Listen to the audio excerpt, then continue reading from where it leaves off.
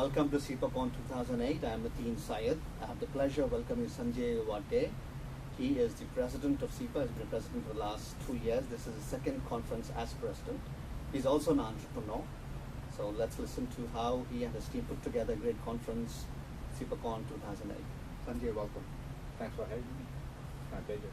So, congratulations, very successful conference. I've got great feedback from a lot of speakers and attendees. Thank you. You worked very hard, and I'm sure a lot of people around you have worked very hard. That's true. I want to start with SIPA's concept. SIPA's been there for 20 years. This is the 21st round. That's true. Yeah. What is SIPA all about? Well, when the SIPA was started originally, it was just a small group of Indians, okay, who just wanted to meet together and network with each other. It was more of a small sessions that they used to have. Okay. But over a period of years, it has grown and become a mainstream networking organization. And focus also changed a little bit, especially the last 5-6 years. Okay. We made it in such a way that it becomes a networking platform for all professionals in the Silicon Valley. Okay. It's no more restricted to Indians as such. Okay. Although the name still says that because the name brand has been there for many years. We don't want to change that. But the focus is basically providing the networking platform for the like-minded people. One of the distinction, although we have, is that we focus towards the professional development of the people, of the high-tech professionals. That's an important distinction I want to make about SIPA. There are many entrepreneurs organizations in the valley, a lot of community fairness community organizations, Indian SIPA, which is pure entrepreneurship focus. But SIPA's focus is mainly helping young individuals, young professionals, young engineers, so that either they can go towards entrepreneurship or they can go higher in the chain within the organization.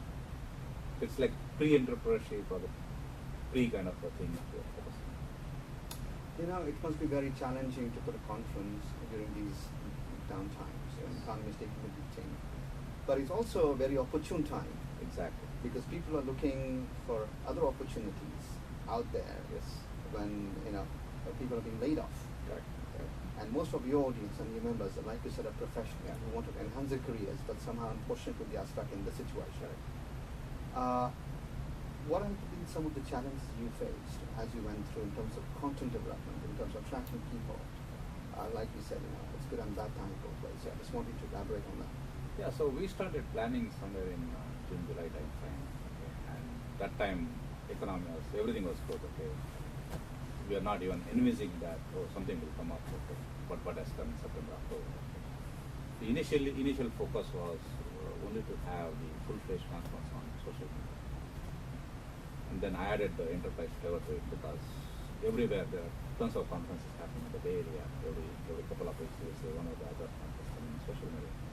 And I said, hey, there should be some twist to it, okay, because we can't have the common subject, okay. So that's why we added the enterprise topic to it.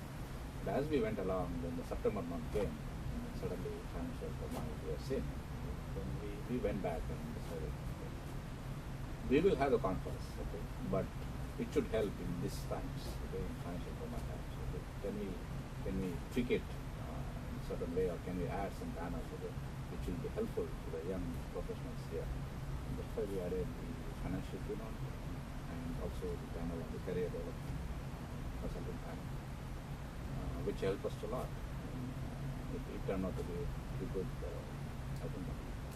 I know you're not so much focused on entrepreneurship, but you are so intertwined with entrepreneurship. If entrepreneurship is not there, then deliverables can't get the job they're looking for. But they both have to work in tandem. Exactly. Okay? And I've been speaking to a lot of speakers today who come from both backgrounds. What has been your takeaway for the conference in terms of all the professionals who are your members and the audience out there? Personally for you, what's the takeaway? Well, my takeaway is that by listening to various panelists and speakers, I know what next step I should take personally, okay, considering what they have done, okay, or considering what is going on in the industry, considering what is going on in the market. Okay. So, and like me, there are many people, okay, who wants to take the next step going into the full-fledged entrepreneurship. Okay. And that's one of the SIPA's mission. Okay. And we just don't want to stop at the professional development. Okay? We want them to go to the next 10. Okay? That's entrepreneurship. So that's why I said earlier that it's a pre-entrepreneurship kind of a concept we want to develop. And I think there were so many takeaways today. You talk a little bit about your organization, the team. How many volunteers altogether for this? That's a very good question.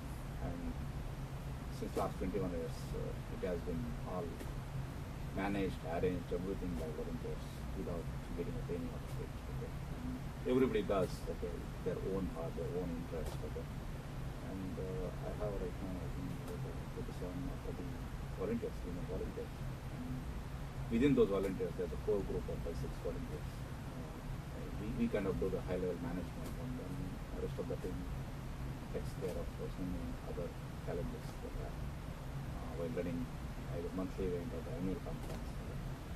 But there's a lot of difference when you work with volunteers. I mean, when you work in the companies, and when you manage a project or manage certain responsibility, it's a totally different scenario versus managing the volunteers and getting the work done. Okay? It's much more fun to get the work done from volunteers.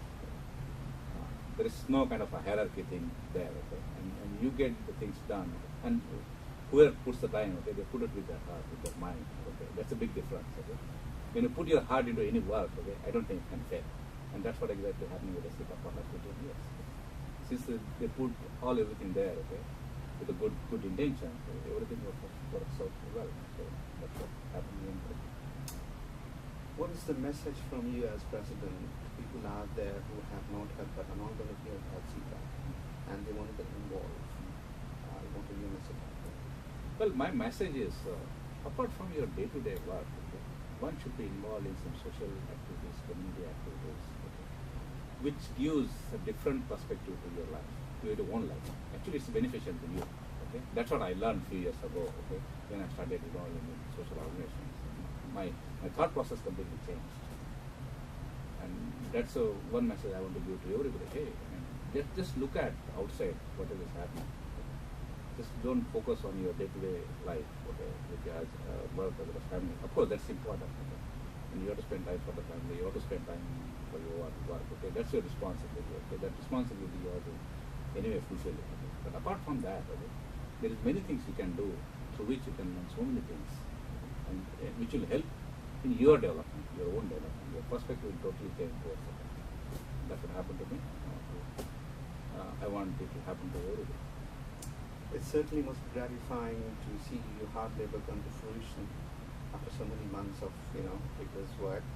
So congratulations, Punkin, once again on a good job done for you and the entire team. Thank you for sharing. Thank you very much.